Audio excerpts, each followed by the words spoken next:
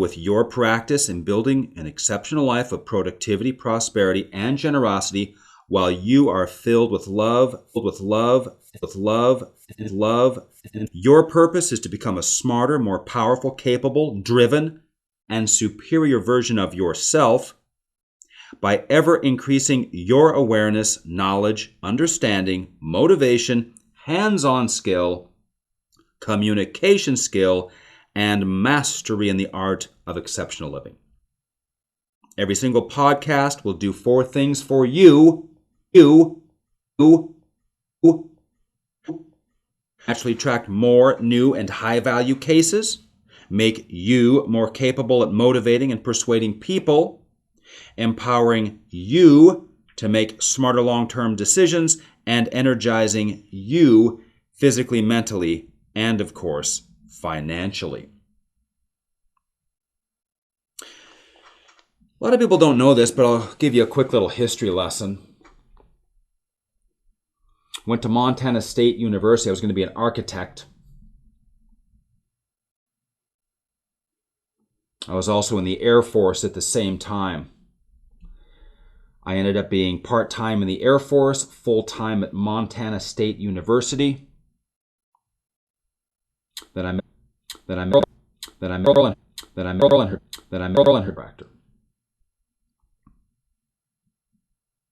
He laid me on a futon couch in a little birdhouse apartment in Bozeman, Montana, and he adjusted my lower back, my lower back. Probably good chiropractor. And I thought it felt great, and it did feel great. I didn't think it felt great, it did feel great. And I went, wow. And he said, you might want to think about becoming a chiropractor. And I just went, whoa. But I trusted him because of how he communicated.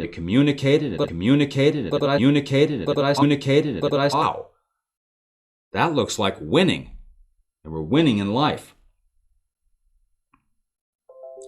So sure enough, don't mind my computer here. As always, there's 5,000 things going on. Every single 60-second block of the day is full. Chiropractors are on fire. And of course, chiropractors who want to be on fire call us because we have the systems, the procedures, the money flow, the attitude, the mindset, the culture, the reference group.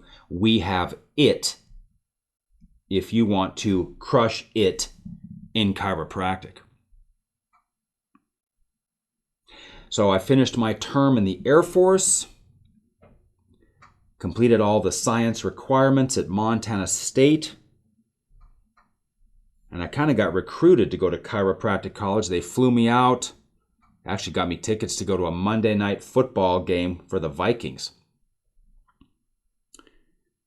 Paid for my hotel and all that, so out of respect, I decided to go to chiropractic college in Minneapolis, Bloomington, Minnesota. Northwestern College of Chiropractic, back when there was some chiropractic at that school. Maybe there still is some. Maybe.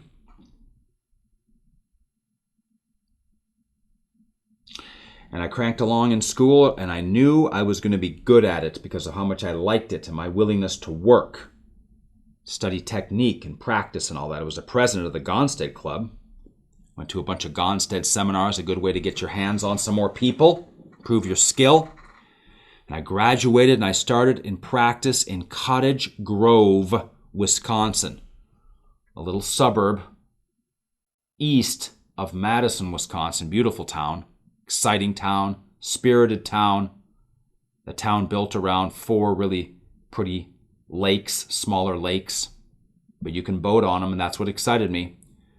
I was never going to live in an area where I couldn't have a boat.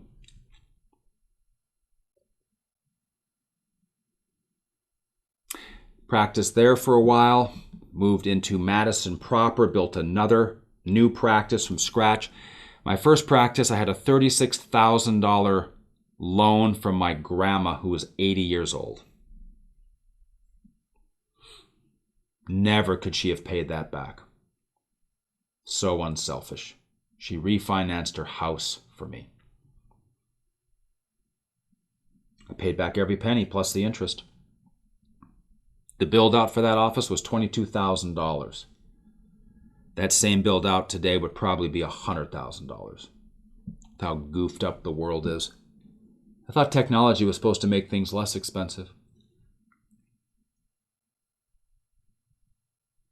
Moved into Madison proper, built a brand new office. Really got involved in some pretty good coaching.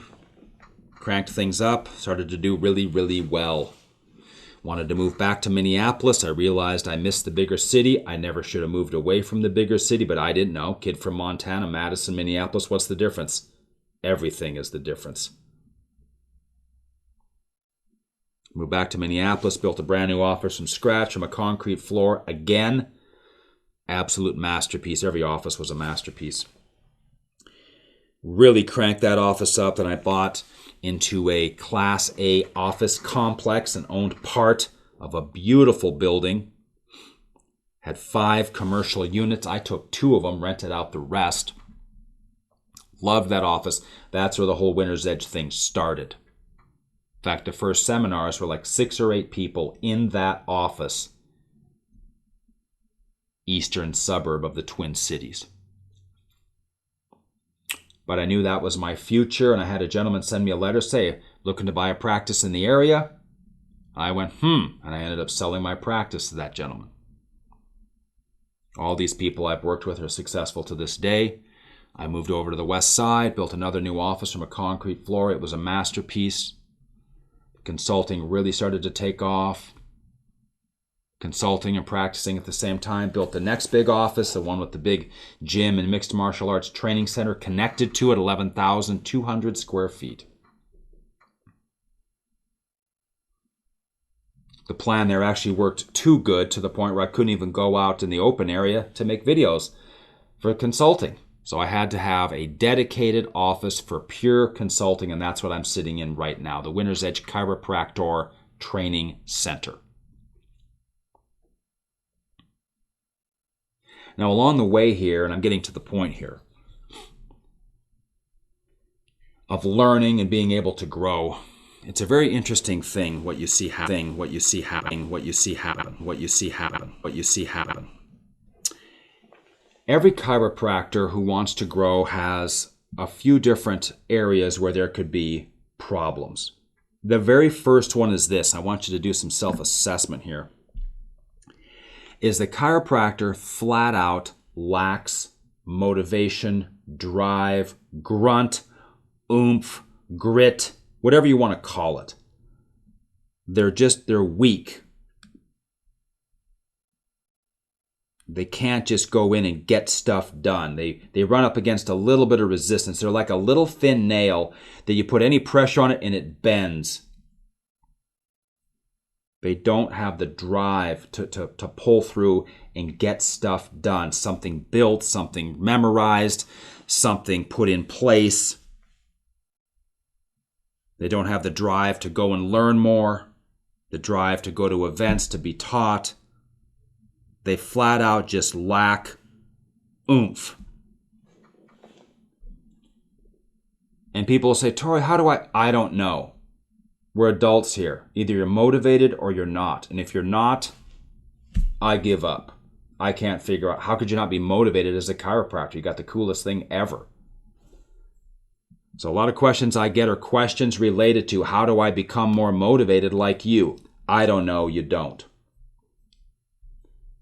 Yesterday morning, I got to work at 2:30 a.m. Left my place at 2:24, got to work at 2:30 a.m.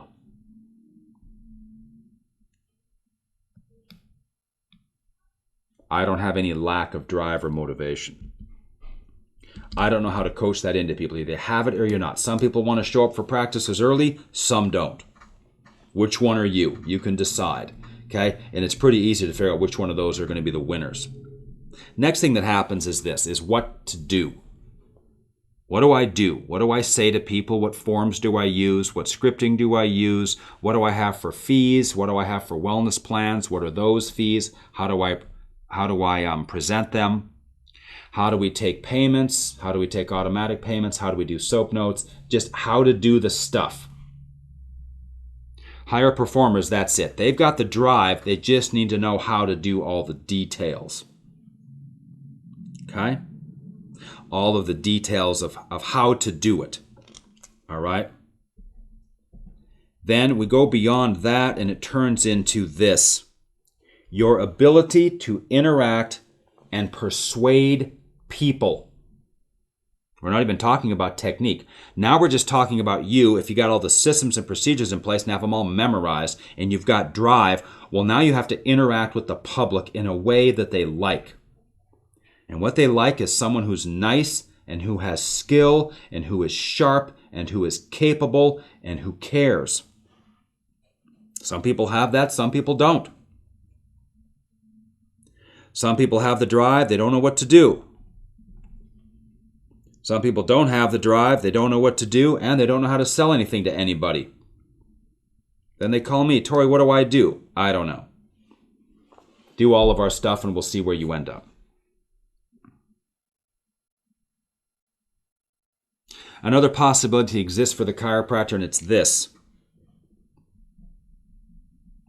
They have a problem with stamina. They cannot do sustained work. They cannot adjust people one after the other, boom, boom, boom, for sustained periods of time. They can only do a little bit and then they got to relax or look at a screen or grab their phone. They cannot do sustained work. They have no stamina.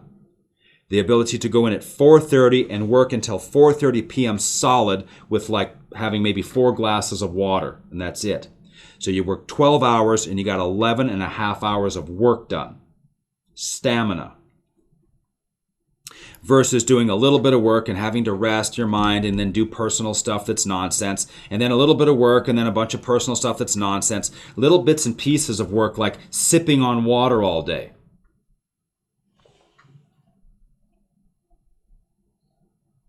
Or going through the day and then falling asleep at the wheel at 2 or 3 o'clock at the time you're ready to crank for whatever reason. Stamina, the ability to work and work for a sustained period of time, like each and every day for sustained weeks on end and sustained months and sustained years. Chiropractic legend Pete Fernandez just passed away after 62 years of dedicated service to the profession, basically nonstop. That is stamina. That's why we're talking about him right now. Can you do sustained work? Okay, adjustments on people one after the other. Boom, boom, boom, for like 3 hours solid without sitting down. And then do that for weeks and months on end. Years on end. Look at Gonstead, stamina, 50 plus years of working 6 plus days a week. Next thing we run up against for the chiropractor is creativity. Now this could confuse people because I'm not talking about you inventing a cartoon character. I'm talking about you have to be able to create new goals for yourself. You have to be able to create and visualize what your office should look like if you want it to grow, let's say if you're moving into a new space. You must create promotional pieces. You must create content.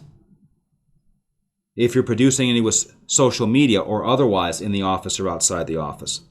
You must be able to be creative as you're interacting and figuring out ways to explain things to patients. Like Einstein says, the true sign of intelligence isn't knowledge.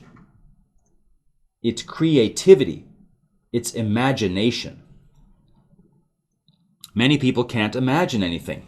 I had a question the other day, Tory, your script for explaining how chiropractic works is like 4 minutes and 38 seconds long. But I have a bunch of people coming in tomorrow. Like, what do I do? What do you mean, what do you do? What do you mean, what do you do? You're just going to have to say the same thing in fewer words. If I give you a 4.5 minute version, there's a 2 minute version, a 1 minute version, there's a 15-second version. Bill, what happens is the brain sends power down the spinal cord. The vertebra can shift and put pressure on the nerves. I got to figure out which of those vertebra are the ones causing the pressure and fix them. Sit here. Or I could take it all day and explain it. with anatomy books and showing MRIs and showing x-rays and going over the physiological elements. See? So you have to have the creativity to be able to explain things all kinds of different ways to all ages of people in all circumstances and situations. If the person's a truck driver, I'm going to talk differently than if they're a judge. That takes creativity. That takes a sharp mind. It's a high-level cognitive function that food and the media and all that stuff destroys in people today.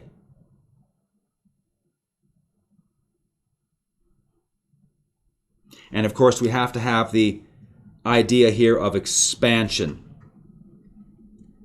Many people say things that sound like this. Well, I've got to do this or that. No, the winner's edge principle is you're going to do this and that. It's not either or, it's both of them and something else, and something else, and something else. Here at Winner's Edge Land, I hear about that quite a bit. Why is it during every seminar week you have to add this and add that? Because I'm not going to be like everybody else that goes, oh no, I've got a little thing coming up, so I better cancel everything else because my brain isn't big enough to be able to do more than one thing at a time. I'm going to be the opposite of that. I'm going to prepare for that perfectly, and I'm going to get this done, and I'm going to add another workout, and I'm going to record that, and I'm going to publish this, and I'm going to show up ready to go, perfectly prepared, perfect outline, ready for the best presentation I can give. Expansive mindset. Do more. Test yourself. See, and there's many other qualities and factors here as they relate to the faculties of the mind. Your memory, your will, there's drive. Your faculty of perception, it's kind of how smart you are, how aware you are. Your faculty of reason, your ability to know right and wrong and do that which is right or smart. A lot of people do a lot of reasoning and then they go and do the wrong thing.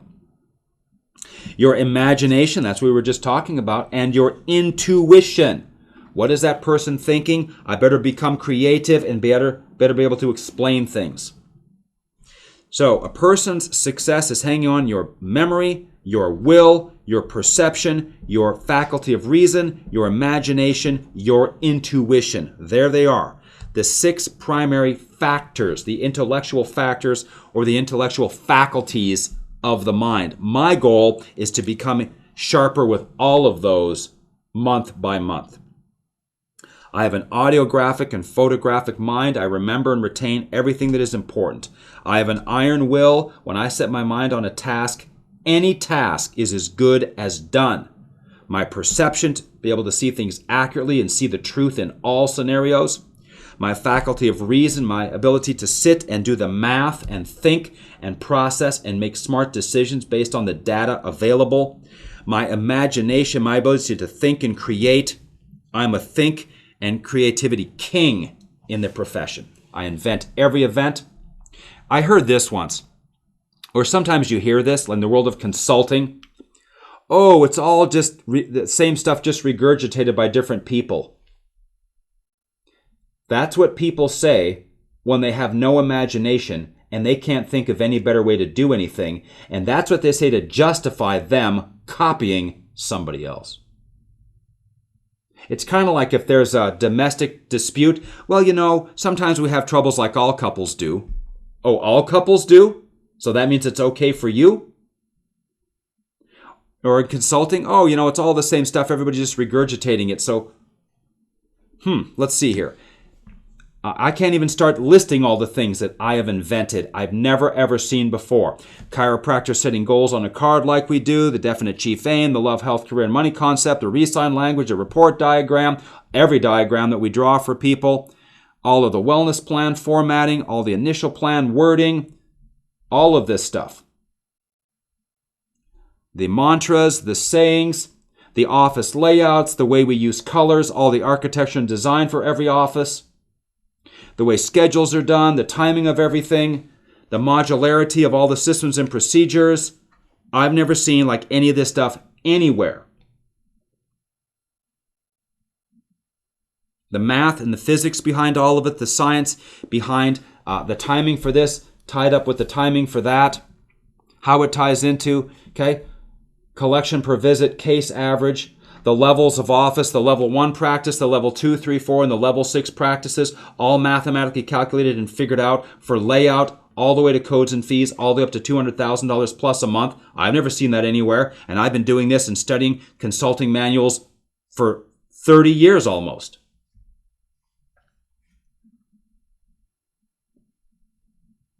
Back to you now, it's this. How's your level of drive? Do you know what to do, or do you want to know the better way? We have it right here for you. You could be a member in 3 minutes if you're not already. Of course, your ability to interact with patients, all the communication, answering all the questions, being assertive, being declarative, being doctorly. Of course, your ability to have stamina and be able to go the distance during the day, during the week, during the months, and during the years. And of course, stamina ties in with saving money and being consistent. Stamina ties in with keeping your workouts consistent for years. Stamina ties into how you nurture relationships over the years. Your ability to have stay put, consistent, long-term value and not just be a person that did something for a few years and quit because you couldn't hack it. Stamina. Repeat performance is what we call it. And of course, your ability to be creative and to innovate and think of new ideas and ways to do things better. That is what we pride ourselves on here, is thinking of more efficient, slicker, smoother ways that will work under all practice circumstances. And of course, having a mind that is expansive. You think bigger for yourself, what you're capable of with your efficiency, utilizing the fabric of space and time. I want to help you with all of these. I got my microphone over there. Hopefully my sound has been coming through okay. I'm on a mission here, if you can't already tell. I want to help as many chiropractors as possible become as successful and thoroughly successful as possible. Inside practice, outside of practice, financially, health-wise, relationship-wise, love, health, career, and money. A winner's edge concept exclusively. Only exists here, unless, of course, somebody copied it. And to do that requires trust. You can trust us. To do that requires the desire to do more than what you're currently doing, to reach more people, to share.